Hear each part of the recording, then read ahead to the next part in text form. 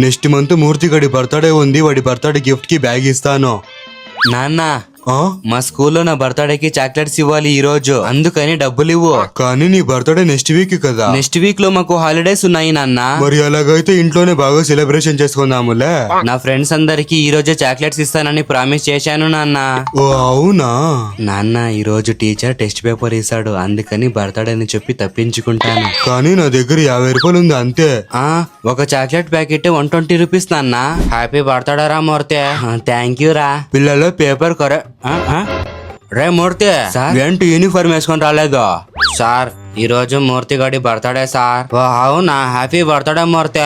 Thank you sir. అందుకని వాడితో chocolates ఇచ్చేందుకు నేను కూడా వెళతాను. చాక్లెట్స్ లేవు, అయితే స్వీట్స్ ఇచ్చేందుకు నేను వెళతాను. రే నాకు 2 స్వీట్లు ఇవ్వురా. స్వీట్లు కూడా లేవు, మరి ఏమి తీసుకొచ్చావురా? 1 కేజీ చక్కెర.